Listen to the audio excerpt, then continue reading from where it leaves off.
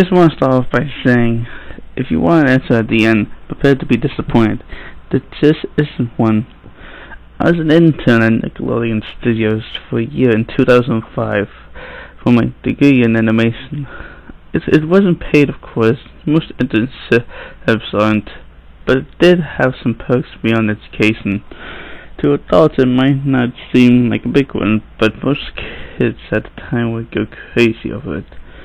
Now, since I worked directly with the editors and animators, I got to view the new episodes the days before they aired.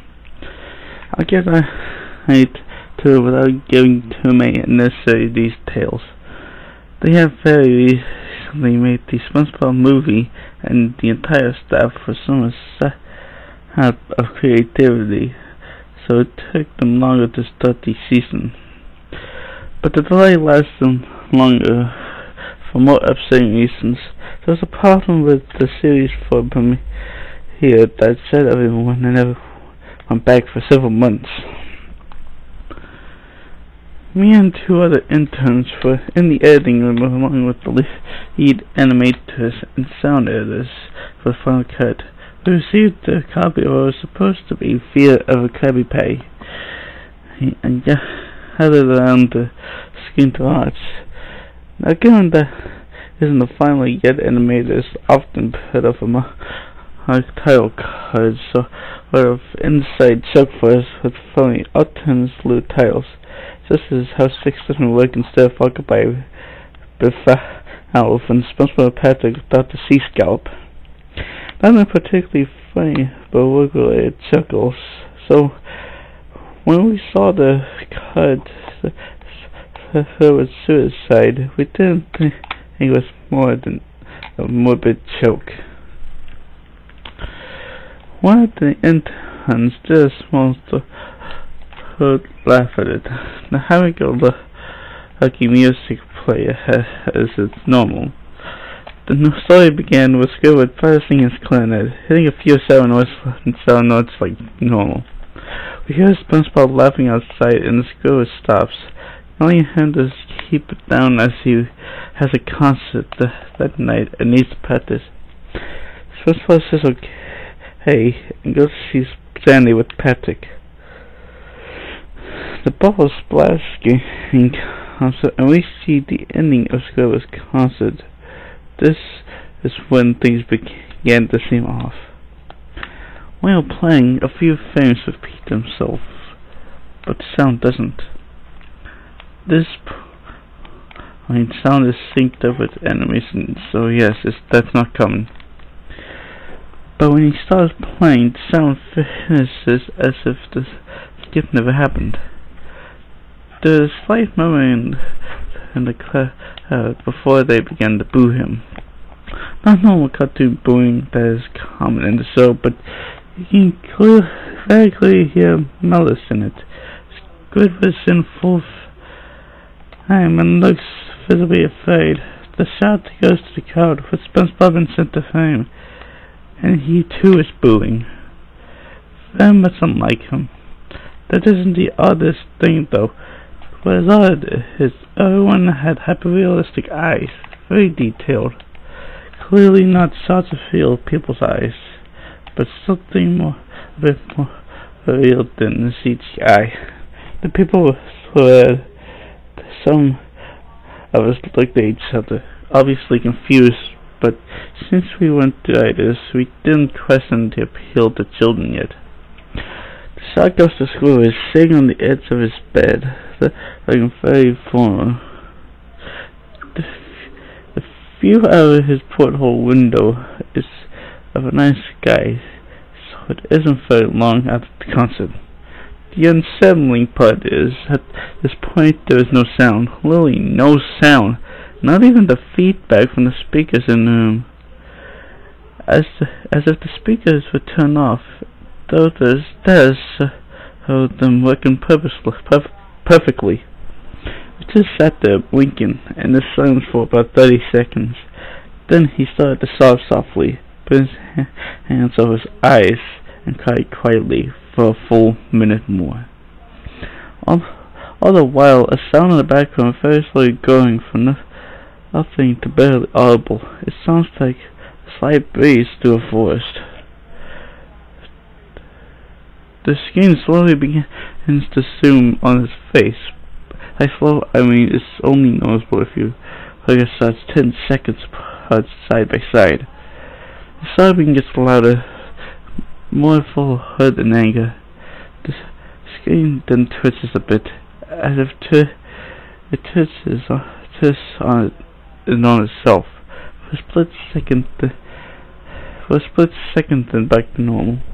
The wind through the trees sound gets slowly louder and more severe, as if a storm is brewing somewhere. The eerie part is the sound, and Squidward sobbing, so real, as if someone wasn't coming from the speakers, but as if the speakers were holes of the sounds was coming through from the other side.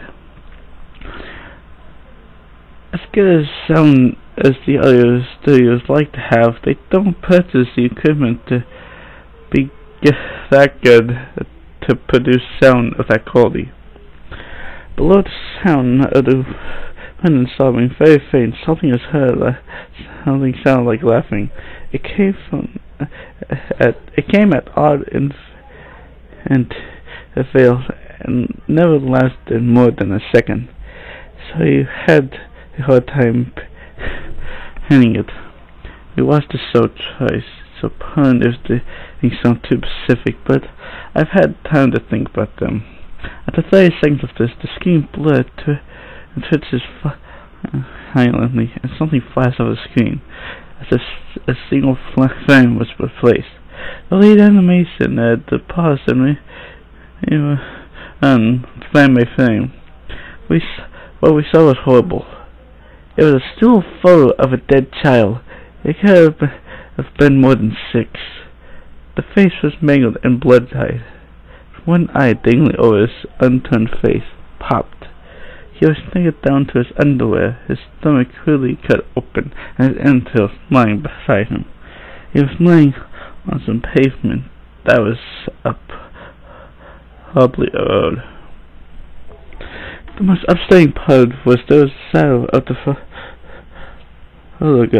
There was no crime tape, no evidence tapes or markers. And the angle was completely off, was short, designed to be evidence. It would seem the photographer was the person responsible for the child's death. We were, of course, mortified, but pressed on, hoping that it was just a sick joke. The screen flipped back to Squidward, still sobbing, louder than before, and half the body in frame. There was now what appeared to be blood running down his face and from his eyes. The blood was also done in hyper-realistic style, looking as if you touched it, you get blood on your fingers. The wind sounded now as if there was a gale blowing through the forest. There was even snapping sounds of branches. The laughing at the baritone lasted at longer intervals, and coming more frequently. After about 20 seconds, the screen twisted again and showed a single frame. The actor was reluctant to go back. We all were, but he knew he had to. This time, the photo was appeared to be a little girl, no older than the first child. She was laying on her stomach, her head in the pool of blood next to her. Her left eye was too popped out and popped, naked except for underpants. Her entrails were piled on top of her, but of another crude cut along her back. Again, the body was on a seat, and the photographer's shadow was visible. Very similar in size and shape at first. I had to choke back and vomit in one intern. And the only female in the room ran out, the show resumed. About 5 seconds after the second photo played, Squidward's one sound. As it all sound like it was when the scene started. He put his tentacles down and his eyes were done hyperrealism like the others in the beginning of the episode. They were bleeding, bloodshot, and pulsating. He just stared at the screen as if watching a fear. After about 10 seconds, he started sobbing. This time, not covering his eyes. The sound was piercing and loud, and most fear-inducing of all. His sobbing was mixed with screams. Tears and blood were dripping down his face at a heavy rate. The wind sound came back, and saw that the deep voice laughing. And this time the still photo lasted for a good 5 frames. The animator was able to stop it on the 4th and back up. This time the photo was a boy, about the same age, but this time the scene was different. The entrails were being pulled out from the stomach by a large hand. The right eye popped and dangling, blood trickling down it. The animator could see it. It was hard to believe, but the next one was different, but we couldn't tell what. He went on to the next same thing. He went back to this and played them quicker, and I lost it. I found it on the floor. The animating and sound it as gasping at the screen.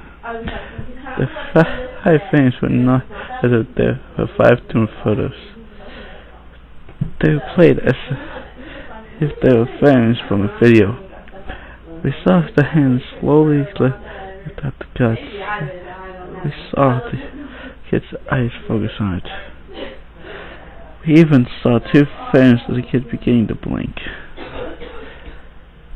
The lead sound editor told us to stop. He had to call in the kid to see this. Mr. Hillenberger eyed for about 15 minutes. He was confused as to why he was called down there.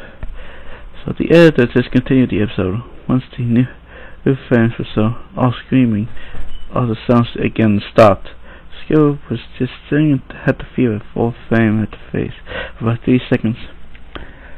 The I quickly panned out and that deep voice said, "Do it!" And we see in Squidward's hands a shotgun. He immediately puts the gun in his mouth and pulls the trigger. Realistic blood and brain matter splatters on the wall behind him in his bed, and he lies back with the force. The last 5 seconds of this episode saw his body on the bed, on his side, one eye dangling on what's left of his head above the floor. Staring blankly at the episode ends. Mr. Hillenberg is obviously angry about this. He demanded to know what the heck is what's going on. Most people left the room at this point, so it's just a handful of us who watch it again. Viewing the episode twice only served to imprint the entirety of it in my mind and caused me terrible nightmares. I'm sorry I stayed. The only theory we could think of was the file was edited by someone in a chain from the drawing studio to here. The CTO was called in to analyze what had happened. The analysis of the file did so it was edited over by new material. However, the time stop of it was mere 24 seconds before we began viewing it. All the equipment involved was examined for foreign software and hardware as well as glitches, as if the timestamp may have glitched and showed the wrong time. But everything ticked out fine. We didn't know what happened, and to this day nobody does. There was an investigation due to the nature of the photos, but nothing came of it. No child was identified, and no clues were gathered from the data involved, no physical clues in the photos. I never believed in unexplainable phenomenon before. But now I have something happen and can't prove anything about it beyond anecdotal evidence. I don't think twice about things.